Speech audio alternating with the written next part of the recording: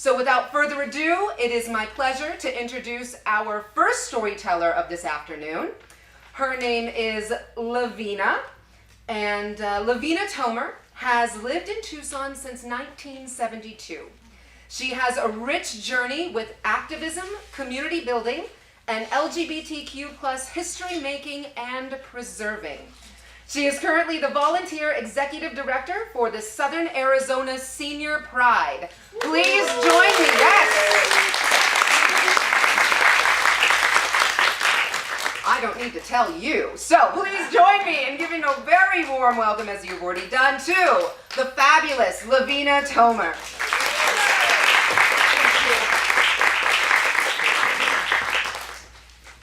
Hi, everyone. I was thinking I would be able to see you all, but and say how nice it is to have your smiling faces, but I can't see a thing. There you are, smiling faces. Thank you. A nourishing space for women. A double rainbow was the deciding symbol to purchase the 165-acre Cave Canyon Ranch in Vail, Arizona. The buyer? 55-year-old visionary Catherine Kittu Riddle, whose plan was to establish a nourishing space for women, a safe, women-run place to live, camp, and visit in this desert setting. Her dissertation, The Nourishment of Living Systems, was the blueprint for designing a place where women could nourish themselves spiritually and emotionally while building community. Women from all walks of life would nourish ourselves so that we could rejuvenate, regenerate, grow, and find new strength as we lived in and changed a patriarchal society. In June 1975, Kittu and I became the first residents. Our new home was rich with desert flora and fauna that neither of us were all that familiar with. It was dusk as I opened the door to leave the A-frame. Immediately, I was facing a javelina. Our eyes met for an instant with extreme shock. I quickly ran back into the house, slamming the door, and that young javelina took off on its stiff legs, running for its life. That night, I slept under a huge mesquite on the bank of the wash. The land needed to be cleaned, and the 3 houses needed maintenance. I learned how to get the swamp coolers repaired and working. Self-sufficiency was a priority for women everywhere. That meant learning new skills and making the decisions that would influence our lives. In August, Kittu went off to teach in State College, Pennsylvania, and I stayed on as the first caretaker of the land. I would reside there alone for months until women arrived to live and work at Nourishing Space. So my primary relationship was with the land. Ah, the land, with mountainsides, a canyon with acres of desert shrubs and cactus, a wide, dry wash, a shady mesquite bosque, a cave, houses, the A-frame, the cedar house and tree house, a well, running water, and electricity. It was ideal. There is so much to tell you about. Let me begin with the silence. It wrapped around me like a soft cocoon, keeping me safe while I transformed. It surrounded me and permeated my pores so that we became one. It caressed me with a strength that brought peace and anxiety, wonderment and uneasiness. That silence was a close companion that accompanied me throughout the days and nights, taking me places I'd never been before. Out of the silence and stillness of the desert, I observed much.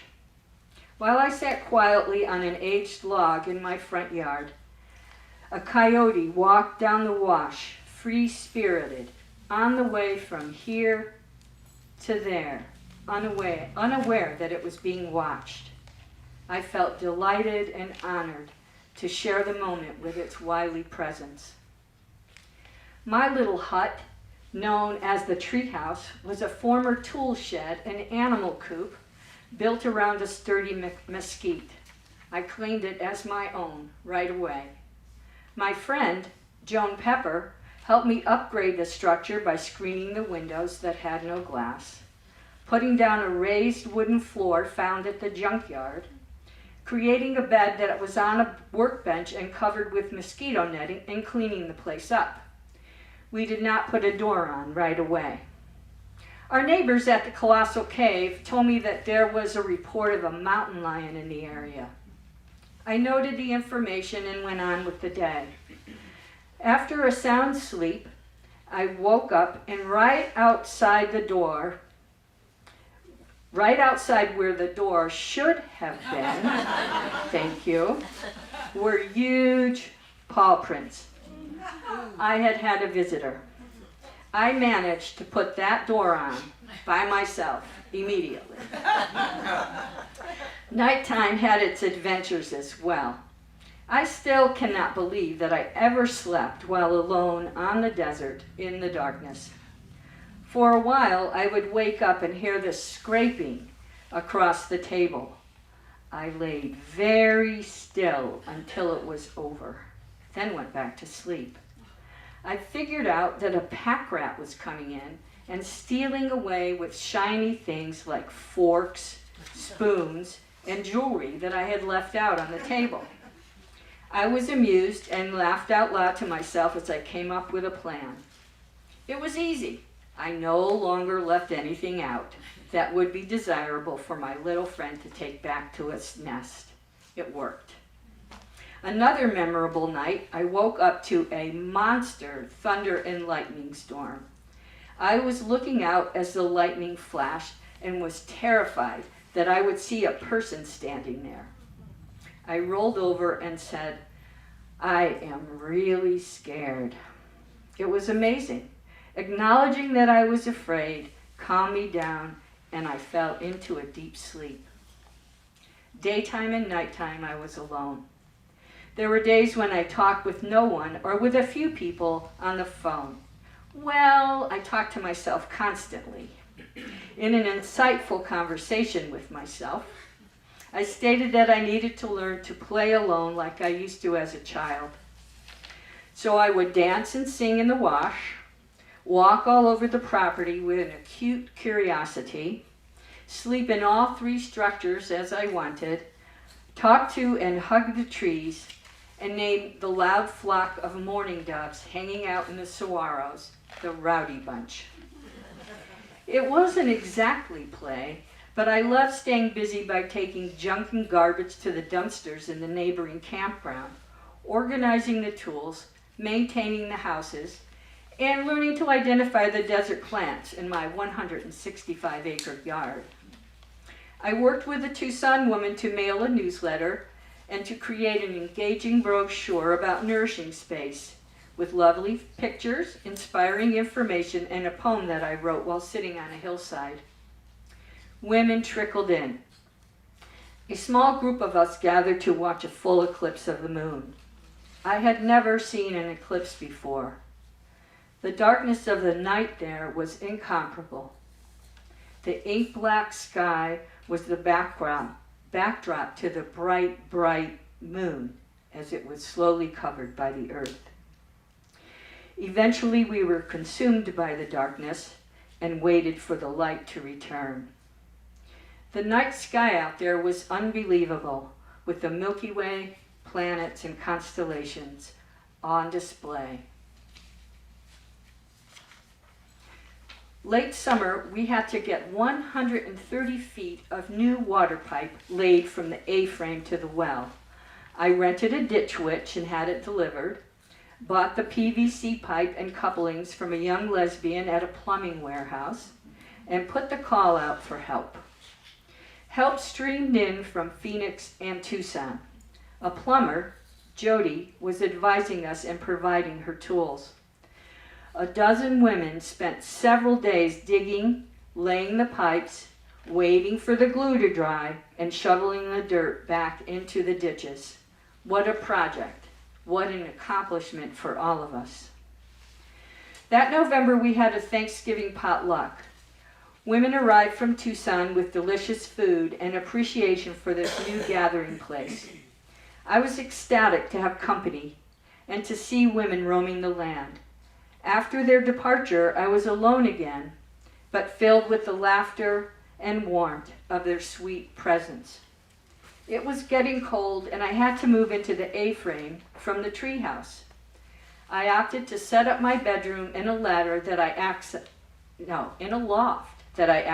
by a ladder. I did not sleep well. I couldn't see the front door. I felt a cutting vulnerability, a terror really. One night I dreamt that I heard the toilet flush, and I got up to look down to the first floor. There was a scrawny, ugly, green man climbing the ladder. I put my hand on his shoulder and yelled, "Stop, you can't come up here." He disappeared. The dream ended. Needless to say, the next morning I moved my bedroom out of the loft to a downstairs room. Living alone at Nourishing Space was remarkable. The land, the relationships, the responsibilities molded me forever. All of that loneliness, isolation, and terror that had been traveling with me for years were revealed in that silence and beauty. As winter approached, more women started to visit.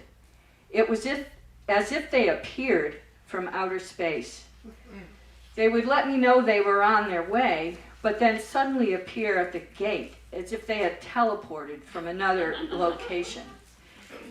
In December and January, women arrived who wanted to live and work at Nourishing Space. I was part of a collective. The tables had turned. Several women were inspired to change their names after they arrived. I had already lived with Dandelion and Morning Waters. Now I was living with Jasper, Saguaro, Choya, Cheyenne, Karobi, and Ka. As a collective, we improved the land, built new structures, and supported each other. We were safe and free-spirited, walking bare-breasted and bare-assed around the property. A nourishing space for women would welcome and influence hundreds of women until 1978. That double rainbow still lives within so many of us. Thank you.